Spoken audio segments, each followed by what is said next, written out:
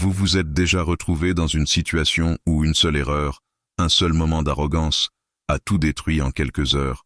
Ce moment où vous pensiez avoir gagné, où la victoire semblait acquise, et soudain tout s'effondre parce que vous avez sous-estimé votre adversaire. La plupart des gens ne réalisent leur erreur que quand il est trop tard, quand les conséquences sont déjà irréversibles. Mais et si je vous disais qu'il existe un moment dans l'histoire où 18 000 soldats ottomans, l'armée la plus redoutée d'Europe, sont tombés dans un piège si parfait qu'ils ont été complètement anéantis en une seule journée? Dans cette vidéo, vous allez découvrir comment l'excès de confiance peut transformer une armée invincible en cadavres abandonnés et comment reconnaître les signes d'un piège avant qu'il ne se referme sur vous. Préparez-vous, car cette histoire va vous montrer que la plus grande faiblesse n'est pas le manque de force, mais l'incapacité à voir le danger qui se cache derrière la facilité apparente. Le 28 septembre 1448, dans les plaines de Kosovo, près de la forteresse de Kosovo-Polje. Le 28 septembre 1448, dans les plaines désolées du Kosovo, le général ottoman Mourad Pacha observait ses 18 000 soldats avancer avec une confiance qui frisait l'arrogance. Devant lui s'étendait un terrain apparemment dégagé, parfait pour le déploiement de sa cavalerie redoutée et de son infanterie disciplinée. Le soleil d'automne brillait dans un ciel sans nuages, illuminant les bannières vertes de l'Empire ottoman qui flottaient au vent comme des présages de victoire certaine. La température était agréable, presque 20 degrés, un temps idéal pour la guerre. Les janissaires marchaient en colonnes serrées, leurs arquebuses reposant sur leurs épaules, leurs turbans blancs créant une mer ondulante de tissu immaculé. Les sipahis, la cavalerie lourde ottomane, caracolaient sur leurs chevaux arabes, leurs armures scintillant au soleil, leurs lances pointées vers le ciel dans une démonstration de puissance qui avait terrorisé l'Europe pendant des décennies. Le moral était au plus haut. Ces hommes venaient de conquérir Belgrade, de briser la résistance hongroise, de transformer les Balkans en province ottomane. Ils étaient invincibles, ou du moins c'est ce qu'ils croyaient. La mathématique semblait simple et rassurante. 18 000 soldats ottomans contre une force hongroise estimée à 6 ou 7 000 hommes retranchés dans une position défensive faible. 3 contre 1, peut-être même 4 contre 1. Les Ottomans avaient l'artillerie supérieure, la cavalerie supérieure, l'expérience supérieure. Leurs ennemis étaient des paysans hongrois mal équipés commandés par un noble vieillissant nommé Jean Hunyadi, qui avait déjà été battu plusieurs fois. Cette bataille ne serait qu'une formalité sanglante, une exécution méthodique avant la marche triomphale vers Buda. Mourad Pacha pouvait déjà imaginer les récompenses qui l'attendaient à Constantinople, les terres, les titres, la gloire éternelle d'avoir finalement brisé la résistance chrétienne dans les Balkans. Mais voici ce que Mourad ne savait pas, ce que son arrogance l'empêchait de voir. Jean Hunyadi n'était pas un noble vieillissant commettant des erreurs désespérées. C'était un stratège brillant qui avait passé des semaines à transformer ce terrain apparemment dégagé en un piège mortel.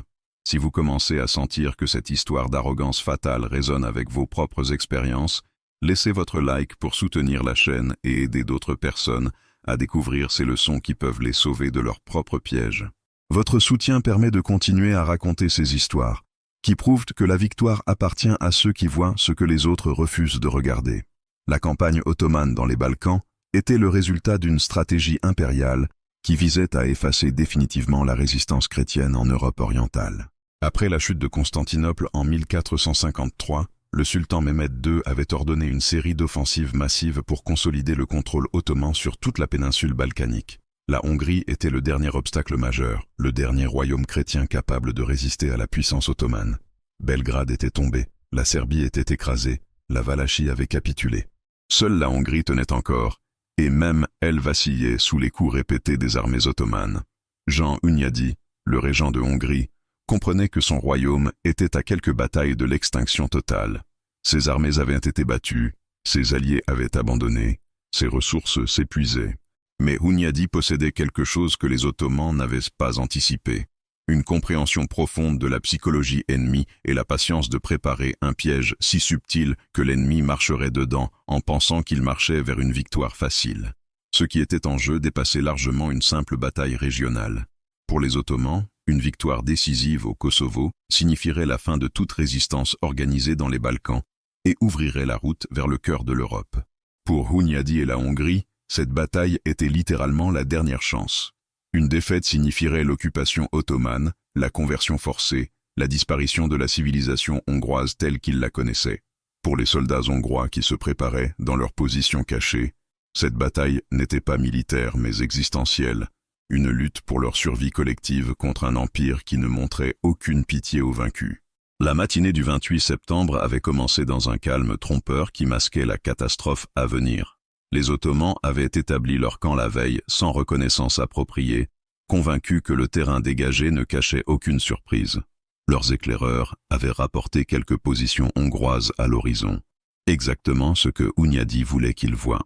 Les officiers ottomans avaient ri autour des feux de camp, plaisantant sur la facilité avec laquelle ils écraseraient ces paysans hongrois qui osaient résister à la puissance du sultan. Ils avaient bu du café turc épais, nettoyé leurs armes avec une confiance nonchalante, discuté de la manière dont ils partageraient le butin après la victoire inévitable. Personne n'avait remarqué les petites irrégularités dans le terrain, les zones où l'herbe poussait différemment, les dépressions légères qui semblaient naturelles, mais qui avaient été soigneusement creusées et camouflées. Personne n'avait réalisé que chaque centimètre de ce champ de bataille avait été transformé en arme contre eux. Voici ce que les chroniques ne racontent pas sur l'erreur tactique de Mourad ce matin-là. Le général ottoman avait violé tous les principes de base de la guerre. Il n'avait pas effectué de reconnaissance approfondie.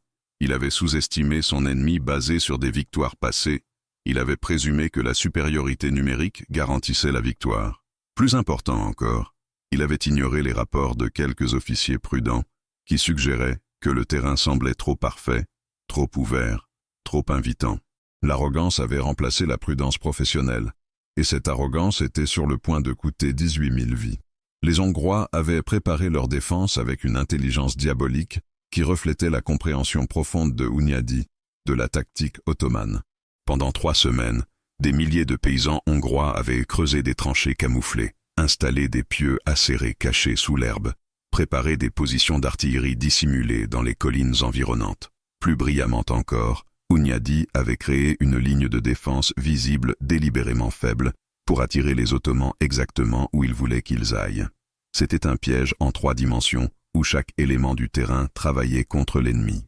Les fosses cachées briseraient la charge de cavalerie. Les pieux stopperaient l'infanterie. L'artillerie cachée massacrerait les formations serrées. Et surtout, Hunyadi avait positionné ses meilleures troupes sur les flancs, complètement invisibles, prêtes à encercler l'armée ottomane une fois qu'elle serait engagée au centre. Vers 9 heures du matin, Mourad Pacha ordonna l'attaque générale avec la confiance d'un homme qui ne pouvait pas concevoir la défaite. 18 000 soldats ottomans avancèrent en formation massive, leurs tambours battant un rythme qui avait accompagné des dizaines de victoires. Les Sipahis chargèrent en première ligne, 3 000 cavaliers lancés au galop vers ce qui semblait être une position hongroise faiblement défendue. Le sol tremblait sous les sabots de milliers de chevaux. Le ciel résonnait des cris de guerre ottomans qui avaient terrorisé l'Europe pendant un siècle. C'était magnifique, terrifiant et complètement suicidaire. Les premiers Sipahis atteignirent la zone de mise à mort à 10 heures précises. Soudainement, le terrain s'ouvrit sous eux. Des centaines de chevaux tombèrent dans des fosses cachées, brisant leurs jambes, jetant leurs cavaliers qui furent immédiatement empalés sur les pieux acérés. La charge magnifique se transforma en chaos hurlant en quelques secondes. Les cavaliers derrière tentèrent de s'arrêter, mais la masse de la charge les poussa en avant directement dans le piège. En moins de 5 minutes, la cavalerie ottomane cessa d'exister en tant que force combattante. 3 000 cavaliers réduits à une masse grouillante de chevaux blessés et d'hommes agonisants piégés dans un labyrinthe de fosses et de pieux. Attendez un instant. Avant de continuer, je dois vous poser une question. Vous êtes-vous déjà senti exactement comme ça? Tellement sûr de votre victoire que vous n'avez pas vu le piège se refermer. Cette sensation que tout allait bien jusqu'à ce que soudainement tout s'effondre et vous réalisez trop tard que les signes étaient là depuis le début? Je sais qu'il y a beaucoup de gens qui regardent maintenant et qui ont vécu ça récemment. Vous n'avez pas besoin de raconter tous les détails si vous ne le voulez pas, mais laissez-moi vous demander quelque chose. Écrivez dans les commentaires, juste comme ça, très simplement. J'ai sous-estimé le danger, mais j'ai appris la leçon. Sérieusement, copiez et collez ça. J'ai sous-estimé le danger, mais j'ai appris la leçon. Vous savez pourquoi? Parce que quand vous écrivez ça, vous ne faites pas que vous exprimer.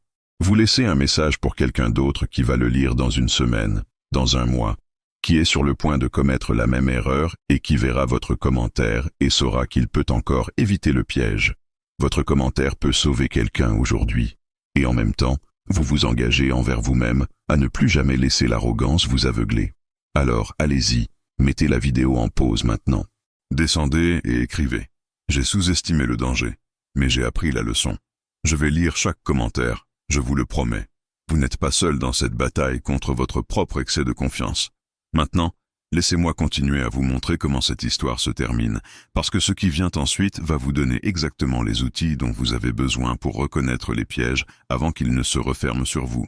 Alors, Hunyadi fit quelque chose que les Ottomans n'avaient jamais vu dans aucune de leurs campagnes européennes.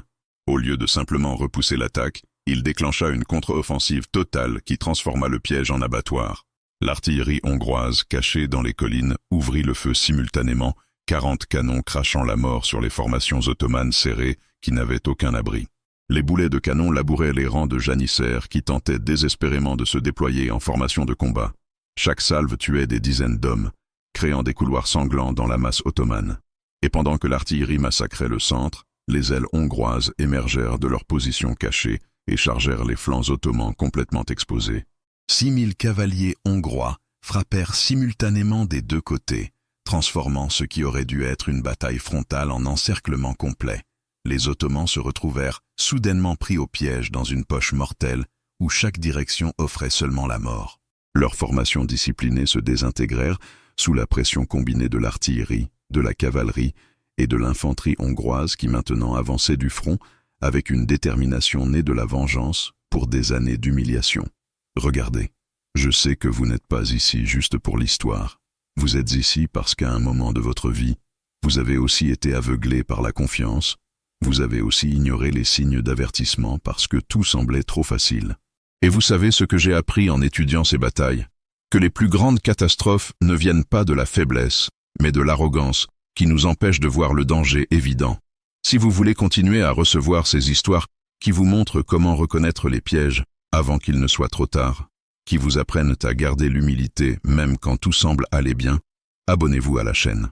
Chaque semaine, j'apporte des histoires réelles qui révèlent comment l'excès de confiance détruit et comment la prudence sauve. Et écoutez, ce n'est pas seulement de l'histoire, c'est une assurance vie pour vos propres décisions. Vous n'êtes pas seul dans cette lutte contre votre propre arrogance. Appuyez sur le bouton rouge en bas et venez rejoindre cette communauté de personnes qui comprennent que la vraie force vient de voir clairement, pas de se croire invincible. Le massacre continua pendant 4 heures, alors que les Hongrois méthodiquement détruisaient l'armée ottomane piégée. Les statistiques finales seraient si dévastatrices qu'elles changeraient l'équilibre du pouvoir dans les Balkans pendant une génération. 18 000 soldats ottomans entraient sur ce champ de bataille. Moins de 2 000 en sortirent vivants.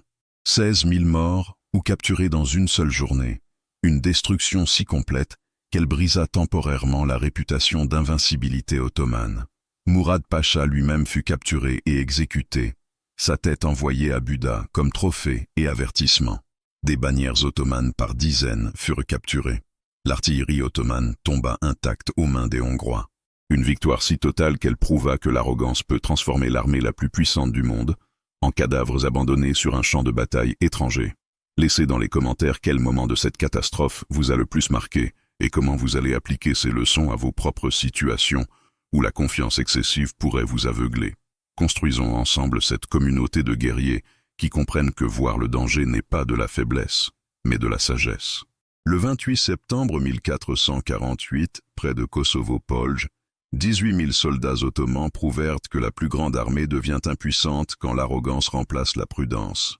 Ils démontrèrent que la victoire n'appartient pas aux plus nombreux mais aux plus intelligents, à ceux qui voient ce que les autres refusent de voir, parce que cela contredit leur confiance confortable. 3 contre 1, terrain apparemment parfait, ennemi apparemment faible, toutes les raisons d'être confiants. Et pourtant, ils ont marché dans le piège. Et dans ce piège, ils ont changé non seulement le cours d'une bataille, mais ont prouvé pour toujours qu'aucune force n'est invincible quand l'arrogance aveugle ceux qui la commandent, face au danger qui attend patiemment que les orgueilleux fassent leur premier pas fatal.